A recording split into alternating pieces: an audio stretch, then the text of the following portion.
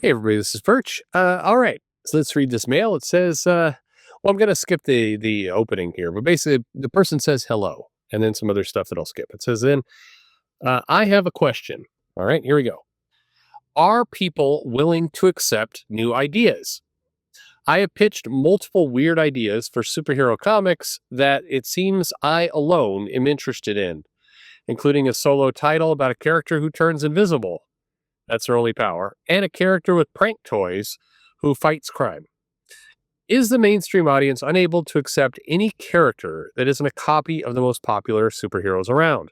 It seems like the only indie comics superheroes that get popular are a parody of one of multiple members of the Justice League, regardless of whether they are subverted into being evil. Is that the only way to make an independent superhero book? I want to hear your thoughts. All right. Well, a couple things. So, I actually thought you were going in a different direction at first, but we'll answer the independent comic first. I think the challenge with indie comics is that I don't know. Well, if you've ever taken a business class, you may have heard of the funnel effect, and the funnel effect is a little bit of what we have here. So the way to think about this, and by the way, this is a good kind of framing for whatever job or work you're in. Use this because it's actually helpful, and you sound really smart when you do it. You'll do it in a better way than me. So go up and listen to an intelligent person talk about it next on YouTube versus whatever dumb video they recommend after this one. Anyway, the funnel effect is where you say, what is the total possible market for something? So, you're going to make a comic book. So you would start at the total market. And the total market is anyone who reads. And given the sales numbers like Dogman, you could say, that's the total market. And then the thing gets narrower. That's why it's called a funnel. So the next step is, yeah, but how many of these people read, superhero books? And then how many of those people would be willing to pay for a superhero book? And then how many of those people know even where to buy the superhero book if they're willing to pay for it? And basically your audience gets smaller and smaller and smaller and smaller until you finally get down to, your audience. And the challenge with a lot of indie comics is that, you take the total possible person who might be interested in reading about something fun, which is a big number. And then you go, yeah, but how many of these people would read it in a comic book? And it's like, that's a much lower number. Like, how many of those people know where to buy comics? And now it's a much, much lower number. And how many of the people who know where to buy comics would actually pay for a comic and take a chance on something new and, uncertain? And now you're down into, in indie comic terms, maybe, 5,000 people, copies or less. And that's kind of the challenge. So when you're thinking about your market using that kind of framing, it makes sense why a lot of people copy existing characters and why they don't do something original, because they know their audience is already pretty small. And so the audience that is there buying comic books now are buying, Wolverine or Deadpool or Superman or the Justice League and anything else. So it becomes kind of an easy way to hopefully hook that audience. You're like, hey, it's not Marvel, it's not DC, it's an independent comic book, but it's like Green Lantern. You like Green Lantern, right? If you're a Green Lantern fan, you should try this because it's like Green Lantern. And the hope is that you can pull in the Green Lantern fans and you don't have to go and get a brand new comic audience with no reference point. That's where a lot of that starts from. It's the same reason, by the way, because people have asked, why doesn't Marvel just create new characters? Why do they always create like Spider-Man 8 or, some legacy character? Why don't they just make something new? Why is Sam Wilson have to be Captain America? Why can't he be the Falcon? It's because even at Marvel and DC, they're doing the same argument. They're going, well, we could create a brand new character that nobody's ever heard of, or we could call them Spider-Man from Earth 543. And, hopefully the Spider-Man fans will buy this. Or let's make another Venom type character, right? That's how the logic goes. But that's why they do it. It's also why some of the other popular comics that are indie comics, like The Walking Dead, for example, it's like, hey, you like zombies? This has zombies. You like horror zombies, right? This is zombies. You can break out of the superhero genre and not copy existing superheroes if you copy something else. You basically tie into some very, easy serialized kind of story or world, like zombies or, science fiction, but, very specific science fiction. Anyway, that's why you get what you get. Um, so how do you beat it? Well, I mean, the biggest answer I give you is a very unsatisfying one, and it's one that would apply to indie comics or mainstream comics or anything, and it's called hard work and patience. And it is really hard. And putting aside the money aspect for a moment, okay, let's just assume you have infinite money and you don't have to sell those comic books to be successful. And you can feed yourself. You got a nice house, wife, kids, if college is paid for, the dog is happy and healthy, whatever. You don't have to worry about money. Then the challenge for you is, can you be patient and can you persevere?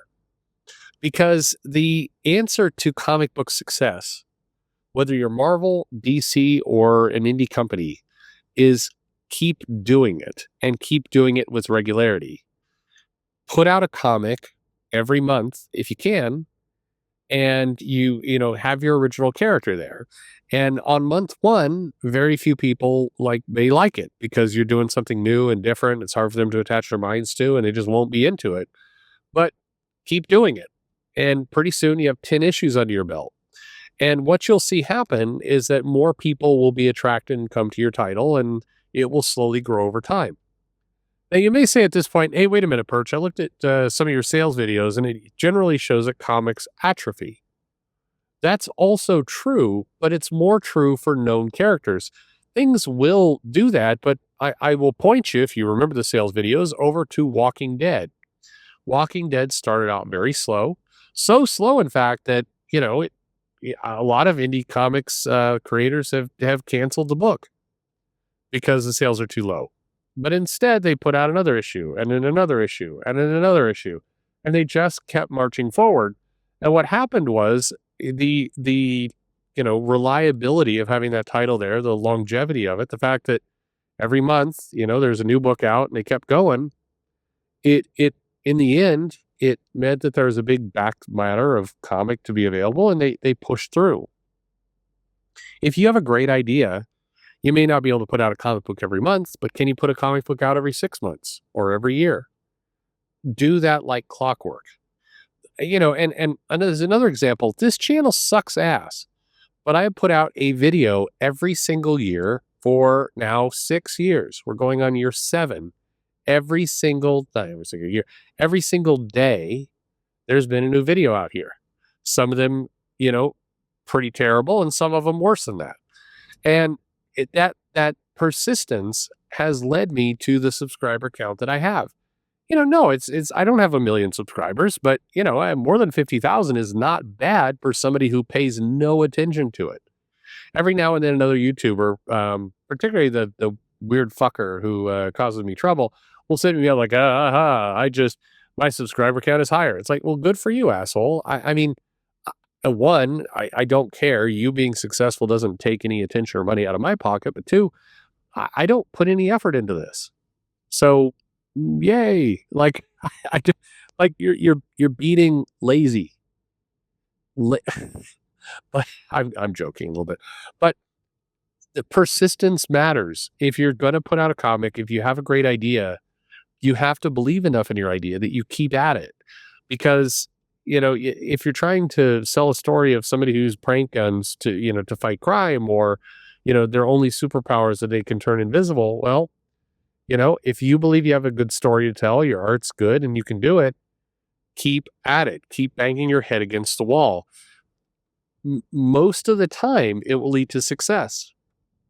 By the way, if you're Marvel or DC and you put out a title like, say Weapon X-Men, give it a 50-issue run.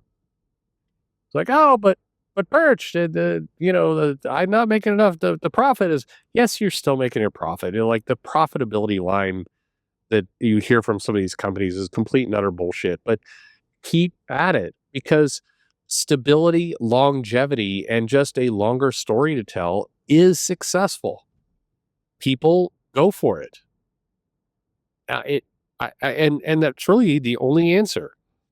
Look, if you're got a concept that is new and untested and a character type that, is not based off of the same old bullshit, that isn't an original idea, well, it's going to take time for people to grab onto your original idea and go with it. If you think they're going to go on day one, they won't. So the only hope is that you outlast them, basically convince them that it's worth paying attention to. That's the angle, and that will make you successful. But, it'll take a while. There's no there's no shortcut for it. You're just going to have to keep at it, keep banging your head against the wall, keep trying. But if you can achieve consistency, you will be successful. I'm not going to promise, just like this channel, I'm not going to promise you that you're a 100,000 copy seller, but you'll do better than you did on day one. You will improve over time. Comic books, in a lot of cases, are a show me kind of industry. If you put out a book and it's got a good story, you generally win in the end. There's lots of people out there who talk about the amazing story they have, or they'll get people excited about some concept art or something, but they don't actually make the comic. And there's plenty of people out there who can't actually, in the end, produce anything. So try. I mean, I'm not going to pretend to say I know all of the Eric July Ripaverse characters. I don't, but he's continued to just put out books, and there's certainly a lot of people online like, oh, it sucks. He's not a good comic creator, and that's fine. Maybe he's not. Maybe these books suck. I couldn't tell you, but the fact that he keeps putting them out is why he's getting the growth that he's getting, because he's just putting in the work every day. He's putting out books, good books or bad books, doesn't really matter. I mean, it does matter, of course, but the first step is just one foot in front of the other. If your goal is to get a new concept over, you got to show it. That's kind of the secret. A lot of people are going to get hung up by the fact that I mentioned Eric July. I already pulled that name kind of out of the air as an example. There's lots of other people there too. Don't get hung up on that. Whether you like him, don't like him, culture war, whatever. Again, my point here is, if you've got a new concept, you got to put the idea on paper, and then you got to ship it. And then you're not going to get the massive response you want because you're doing something brand new no one's ever seen before. So come back again, do issue 2, go at it again, and then do issue 3 and go at it again. And you will find that your world will grow until one day you get big enough that you start to shrink back down again. But I mean, that's a fun ride if you're up for it. Thanks for listening.